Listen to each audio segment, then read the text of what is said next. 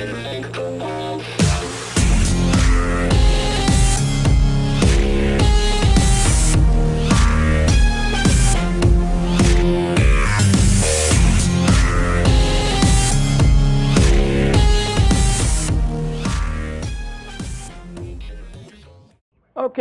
our operations management panel, they're going to solve a lot of the problems you don't even know you have yet.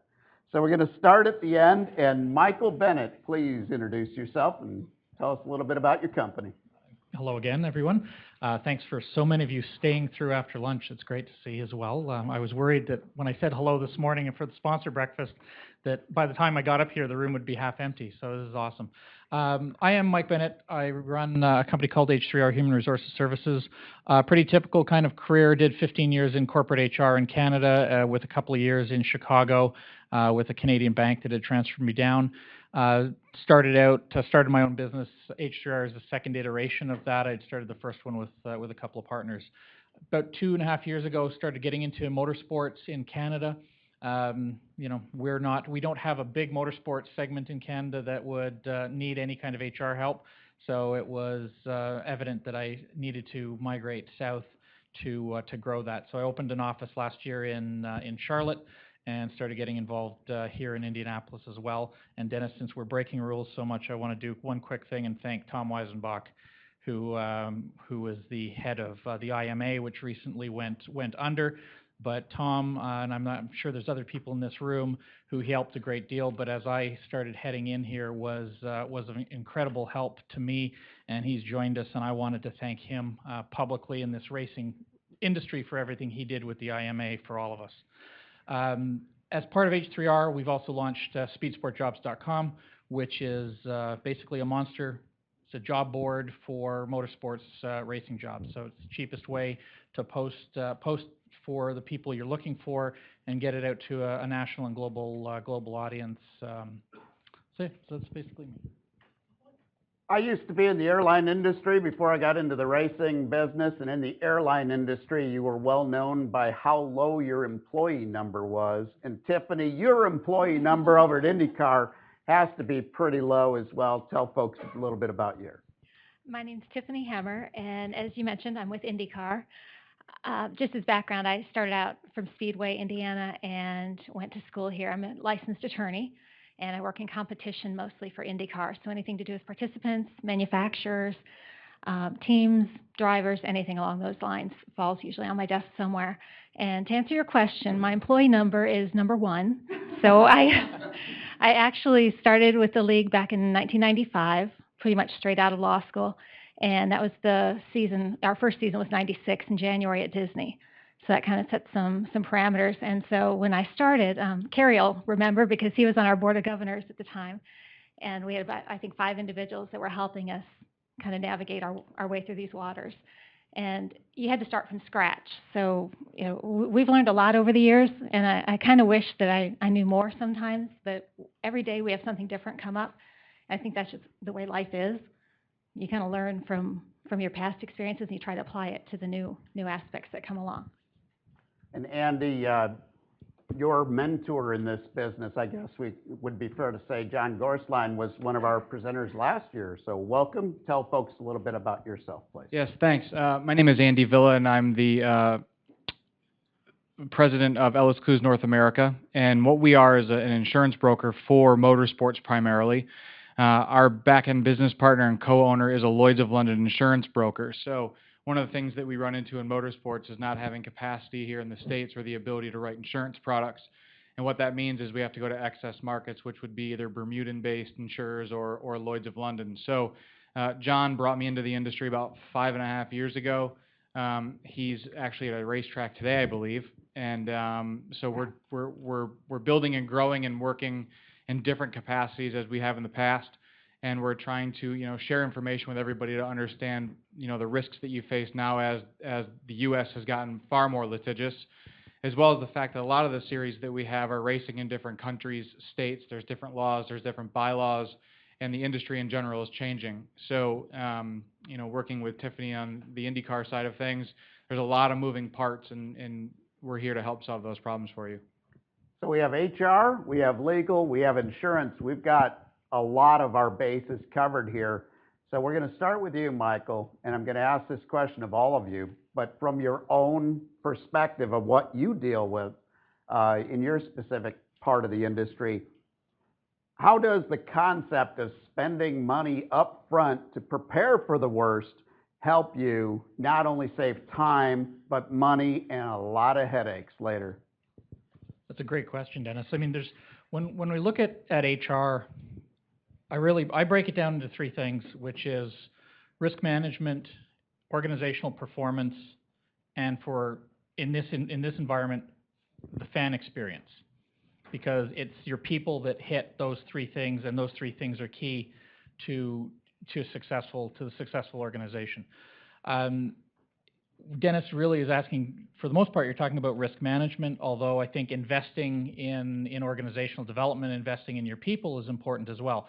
From a risk management standpoint, though, having basic things in place, like employment agreements, having basic policies in place, regardless if you're in a state that is at will, and we've got well more than half the states down here that are at will employment. Even if you're in at-will employment, you still have risk of terminating people. There's still risk of lawsuit, and you need to be better prepared to defend yourself. If you've got the paperwork, if you've got policies, you've got employment agreements, you've got consistent management procedures that you follow, at that point, you can defend your decisions.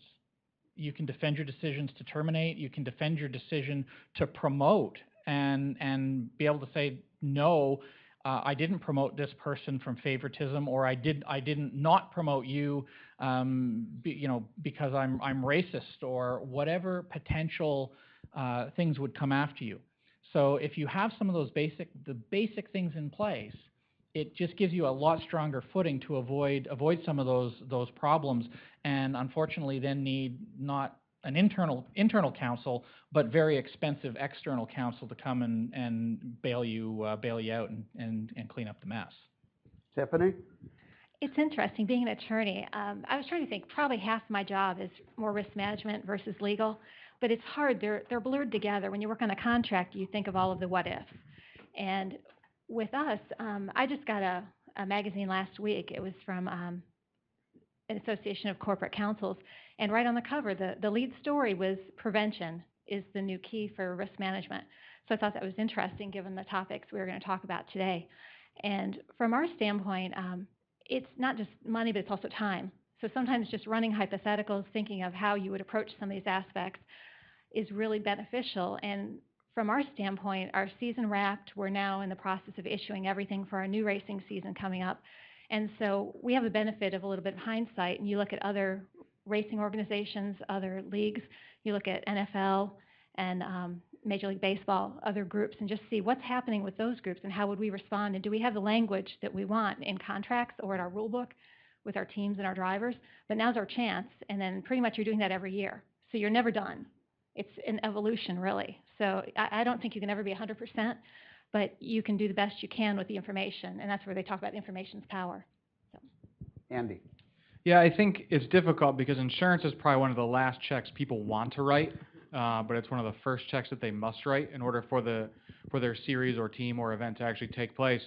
And I think, the question of spending money up front is how can you help mitigate risk and lower cost on insurance products by spending money up front to make sure your facility is up to code, that your people understand what their responsibilities are.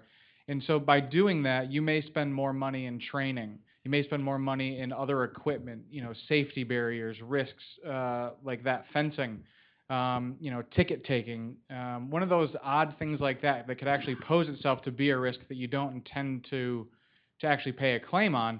But if you spend the time and the money to make sure your facility or your team is at the highest operating level possible, you will save money in the long run on your insurance premiums. And I think that's one of the things that a lot of the underwriting companies right now are really looking at. The other side to it is that to spend money up front, you have to communicate better. And one of the areas that we really struggle with is, and we all know this, that being in motorsports, things happen at the drop of a hat or overnight. So we deal a lot on the driver side, and I'll get a phone call the day of somebody's on a plane to go run in a race. And we're thankful that we have those relationships because they will call us and alert us to the fact that they're going to be participating in something that they hadn't disclosed before. But by doing that, it allows us to make sure that if there is a claim, that it has been noted and something can be taken care of in order to pay that claim. So I think communication and more of it with your employees as well as the people that use your facilities or your team or whatever the case may be, and also taking a step back to look at it as an individual and say, if this wasn't mine, would I consider it to be safe? As an example, I was walking around a racetrack this past year, and I noticed that on one of the stanchions that had been brought in around one of the main corners, the fence wasn't connected to the concrete. So I took a picture of it, and I said, and I sent it off to somebody. I said, if you were insuring this racetrack, would you be okay with this? And the answer was absolutely not.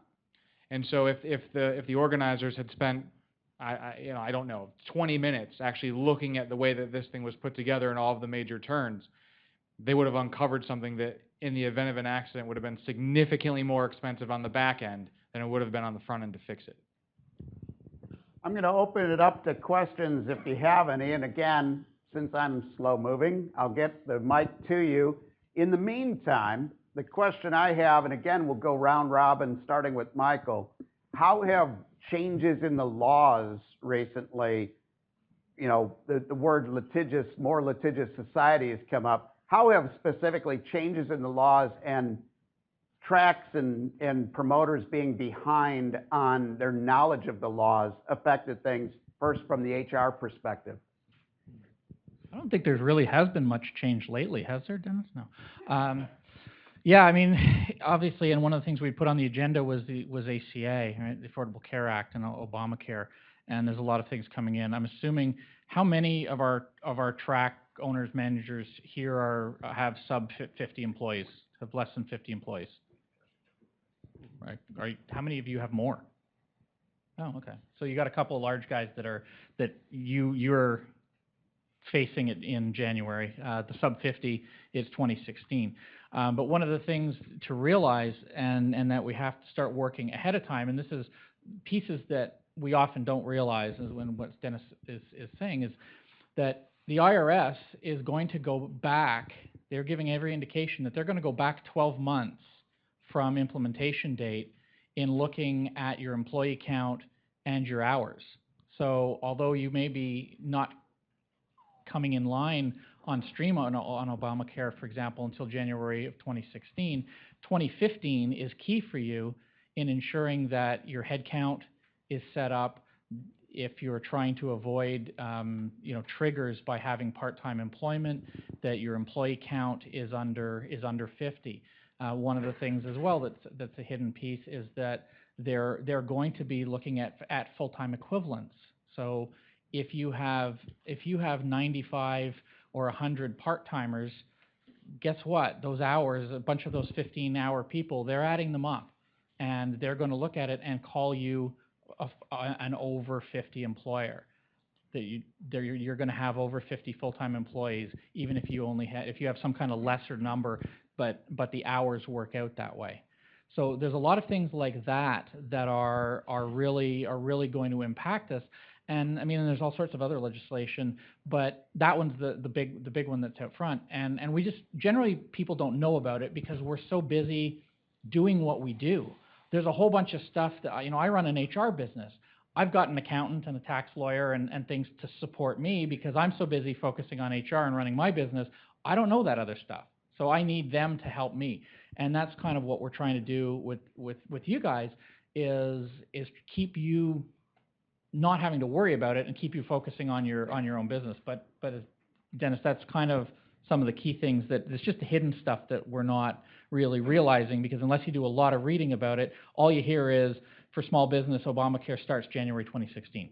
And you don't realize all the things that a year ahead of time you need to be putting in place to make sure you're clean and staying out of problems a year from now. Tiffany. From my standpoint, our world is very mobile. So one of the items most forefront that I probably don't know as much about, but I know that my operations folks do, is transportation. So when you're crossing state lines and going into Canada or Mexico or what have you, you've got to really watch some of those DOT type regulations and what you're allowed to do, how long the truck can be, what type of mechanisms need to be on it. So we have a group that monitors that because of the importance with all the teams and manufacturers such as General Motors and Honda that are doing the same thing, Firestone.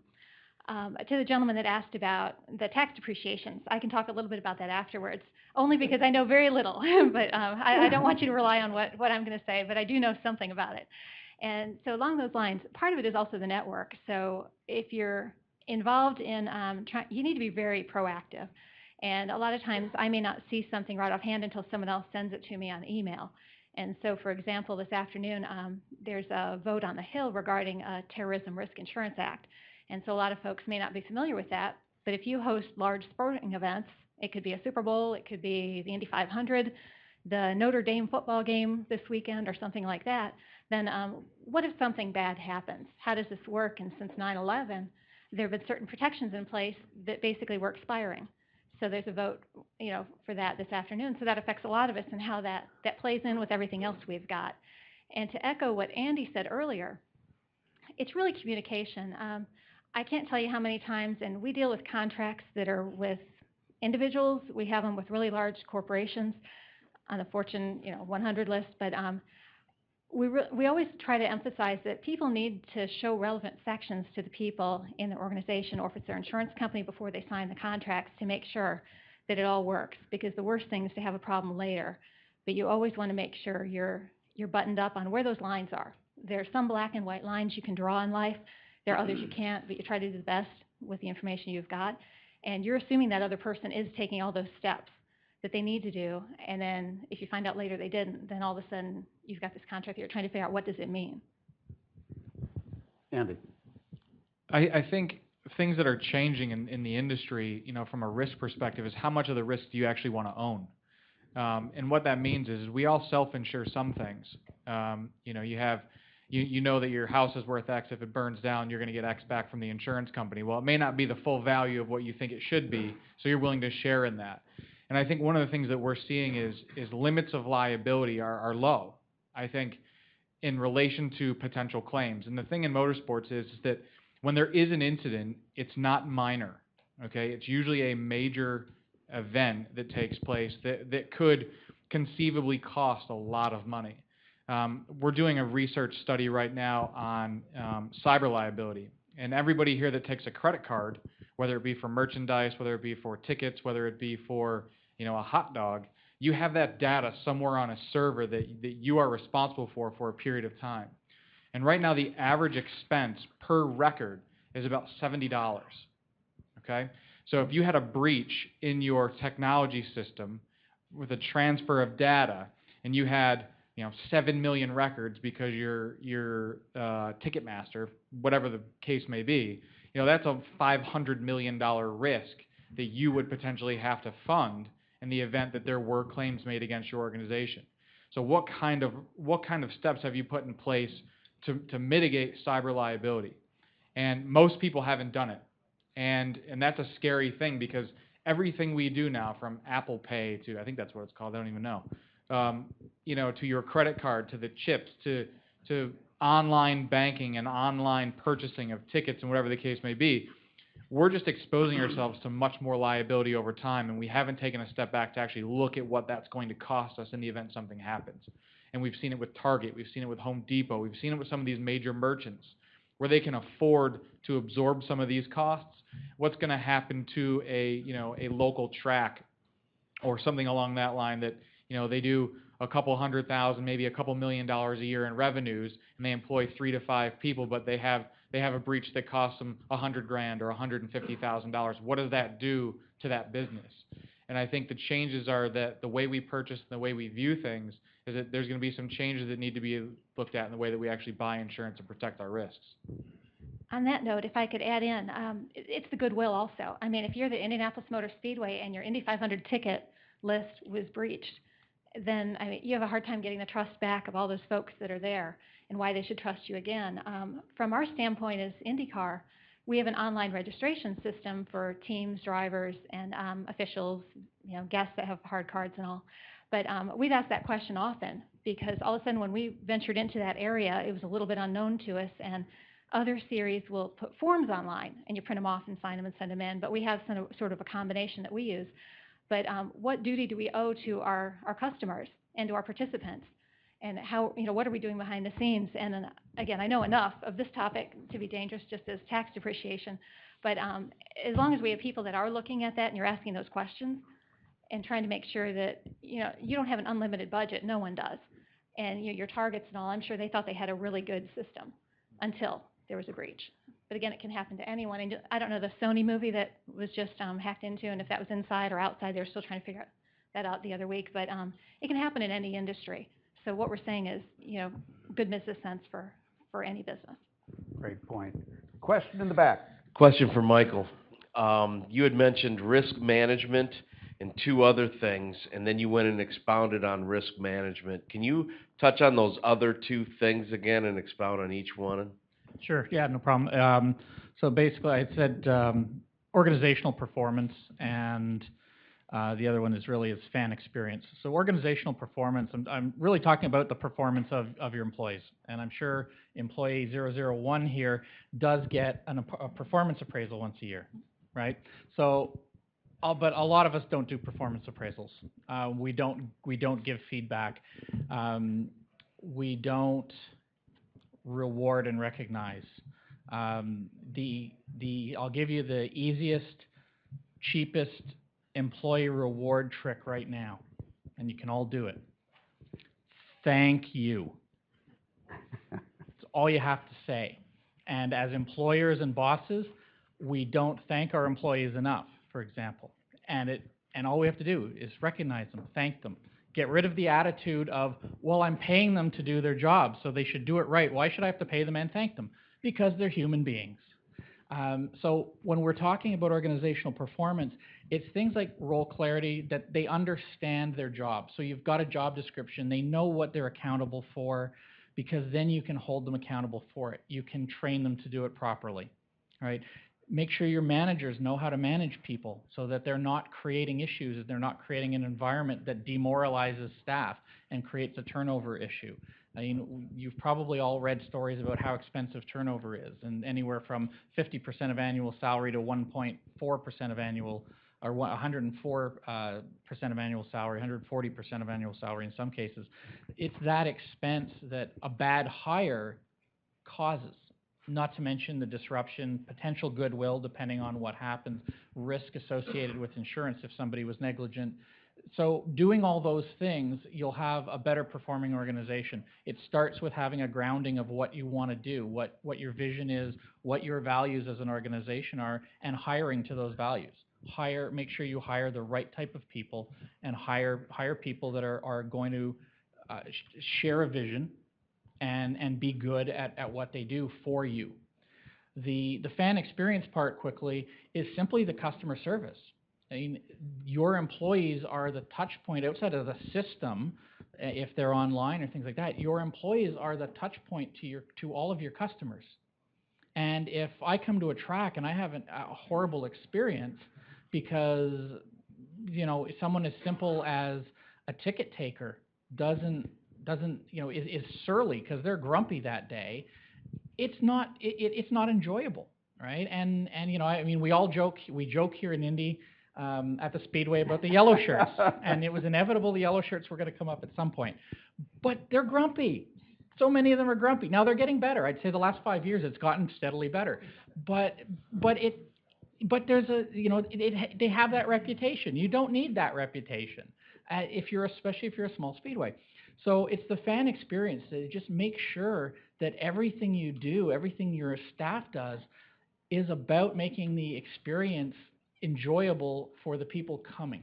I mean, we've talked, a lot of great stuff about venue utilization and industry growth. Well, it doesn't help if we're alienating the people that are coming to events by making the experience not a lot of fun. They don't want to come back. That's a great way to ensure parents don't bring their kids anymore. Their kids don't fall in love with racing and don't want a go-kart themselves.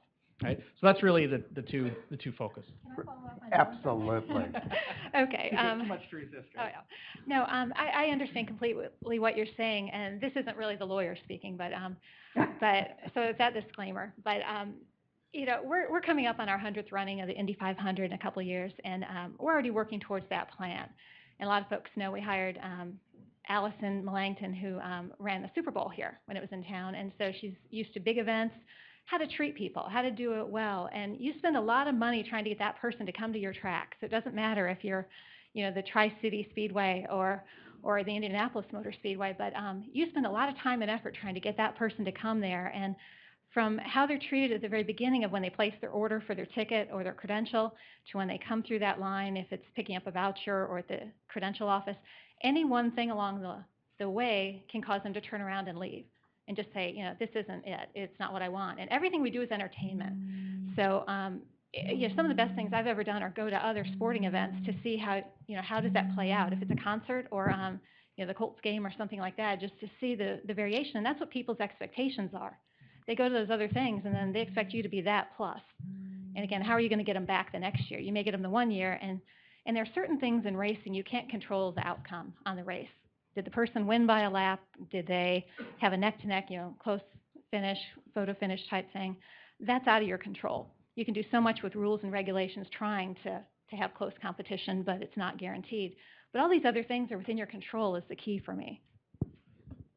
Final question down front here. Charlie Greenhouse again from Palmer Motorsports Park. This is specifically to Andy, but anybody certainly can jump in. Insurance is, we're I would say a medium-sized facility. We're going to be opening in the spring. We're still working on our construction. I've shopped insurance for race teams. I shopped it for a sanctioning body. Now we're shopping it for a race track. And one of the things I learned when we shopped it for the sanctioning body was information was key to our rating, to to the relationship we had with the insurer.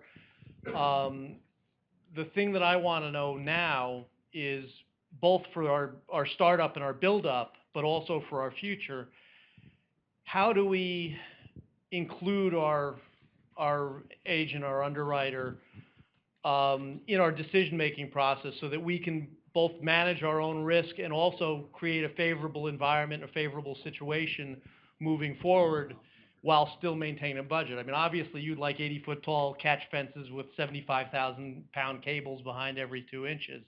We can't do that, but at the same time, we want to spend our money the best we can and put ourselves both, on a practical level, we want our participants to be safe and have a good time, and we also want to be able to have a good relationship and a good situation with our insurer.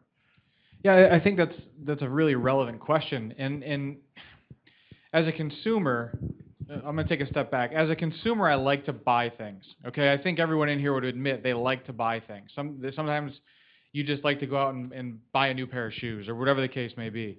But you hate to be sold stuff, right? And I think I think that that's fair across the board. And everyone in here is buying and selling at any point in time in their career, right? And you brought up a term of shopping the insurance, and I think, and I think for me that's a really tough question. And the reason I say that is because we as professionals have a value. And whether you're an insurance agent, an accountant, an attorney, a driver agent, it doesn't matter what your profession is, but you have a personal, tangible value that you bring to every conversation that you have with people. And I think a lot of times what we do from an insurance perspective is we get marginalized because what we do is we end up buying on price because we want the cheapest thing, right? Because we have a budget. And the hardest part about that is that, my tangible value as a professional may add something to that premium, right? We can't dictate additional commissions on a policy. They're all disclosed. And so if we go head-to-head with other competitors and all of a sudden we say, well, we really want the business and we do this and we cut commissions back or whatever the case may be, or the fact is that shopping the business can almost be a detriment to what you're actually trying to accomplish. And I think that's a really hard thing for people to understand. Can I clarify? When I say shopping, I shopped an agent. I was speaking with David about who he insures. He says he's worked with his group loyally. When I shopped, I did shop an agent. My agent shopped the insurance. Mm-hmm. Same insurance that everybody else was shopping. My key and my question is more to the point of how do I best create that relationship by making our facility a good risk and making it a relationship rather than just, yes, obviously price is going to be a major consideration, but at the same time, $1,000 one way or the other isn't going to change anybody's mind if there's other circumstance. But to allow you to do your job well, how do I best serve that relationship? I think to answer that pointedly, it's information sharing, It's willing to establish a relationship with an underwriting group, whether it be K&K, whether it be Chubb, whether it be Amwins, whether it be any of the people that play in the space. It's willing to plant your flag in the ground and say, we want to build a relationship with you because we know that over time you're going to win some years and we're going to win some years. You have the guy come out to your facility and inspect it. Exactly. And say, what are your concerns? And then as a businessman, you have so much money to invest in your property, and you tack those concerns. That's right. And your agent should be coming out to your facility at least once a year. And I would agree that the on-site access to your insurance broker as well as to their risk management team is absolutely imperative. Because what they're going to see is they're going to look at this and say, look, it may cost you $5,000 to fix this issue, but over the life of your insurance, it's going to save you $1,000 a year, right? So you look at the long-term value play of what you're trying to accomplish, and it ultimately will end up in your favor. Because trust me, these insurance companies do not want to pay claims. They don't. So if they can lower your premium, and you spend more money out of pocket to help offset their risk that they're facing, they're all for it. They don't, look at it this way. If you run a NASCAR program and you have a 4-car NASCAR team, you're probably spending $1 million a year in insurance premiums on a minimum. $1 million a year, right? You have one massive claim or a fire or something blows up on the expressway or there's an accident, you're looking at multiple millions of dollars at risk right out of the chute. So you got to go many years of collecting that premium from an insurer's perspective to break even on one large claim. They don't want to pay them. So they're willing to work with you on risk offset to figure out how best you can run your facility. So I would encourage whoever your broker is to have them get the agents involved that help underwrite it, send photos, send updates, do the types of things that they require, and that will really help. On that note, I do that because I'm in your standpoint. So we purchase insurance, and so I talk to my agent all the time. We send pictures. I send press releases describing what the activity is, who are the participants, and I don't think there's too much information. When things change, I don't know what that variable is that could affect his decision. So I make sure that I try to give him as much information as possible of what's going on. And I can't tell you how invaluable to the visit aspect, having the person there just walk around at least once a year just to see what you've got. And it could just be how you insure your buildings and your equipment. It doesn't have to be the actual racing part of it. But a picture's worth 1,000 words, and just something like that to keep it current and making sure you're not over-insuring either. Because you could be moving assets and then forget to tell him, and you don't want to be paying for something that you don't have any longer. So it's the pluses and minuses that can work out, but we've just found that to be helpful in our situation. Our 30-second lightning round, and we'll wrap things up. And I encourage you to network with these folks after the show if you still have a question. 30-second lightning round, assuming everybody's done everything right from the HR, legal, and the insurance perspective. Michael, how often do they need to do an HR checkup for their business? Start out with one, first of all. Make sure you've got a baseline in place. And it's kind of like we're talking about in terms of having your agent visit. Make sure you've got policies, you've got job descriptions, you've got some employment contracts, you've got the basics in place. We don't need to create a huge bureaucracy of policies and make it feel like you're working for IBM. God, I love IBM if anyone's here, but you don't need HR manuals this thick, all right? Some basic stuff to cover you. Then just keep current. Keep current, whether it's through someone like myself or whether it's through, reading online. Just monitor legislation, and take a peek at some major stuff at least once a year. Just so you know the major changes that are coming down the front straightaway as opposed to down the turnpike. But and if you do want to talk, and I've got a booth here. I'm in 2610, so I'm here for 3 days. Drop by. We can talk about anything else you want to talk about, and I'll also be around the end of the day as well. Tiffany, from the legal side. I would say at least once a year also. I would probably add in a couple other options, but I would say once probably in the next couple of weeks, because you're probably talking about your budgets for the next year, and what are you going to be doing? What events? What equipment? How is your business going to change? Are you contracting with other people and assigning those risks in different ways? But I also like to look at it also after the big events while it's fresh in your memory. I tend to take a lot of notes, which I know will be shocking for a lawyer, but I tend to take a lot of notes, but I still like to do a debrief afterwards while it's fresh so that you can remember for the next year. And, with us, Indy 500's in May, so a lot of things happen between then and and Christmas. Andy? I think you need to review your insurance as things change. If you buy anything of consequence and it needs to be added to the contract, you should be talking to your agent. If you sell something of consequence and you no longer to insure the risk, you need to talk to your agent. If you buy a property, it's common sense, guys and gals. It's at the end of the day, if something fundamentally changes that you are unsure about whether or not you need to communicate that, you're better off talking about it. And you're going to renew your insurance every year. So at least at a minimum, you should be 60 days out from your renewal date, have the conversation with your agent, and pick up the phone and have a chat. It doesn't hurt. I want to thank once again our operations management panel. Let's give them a hand.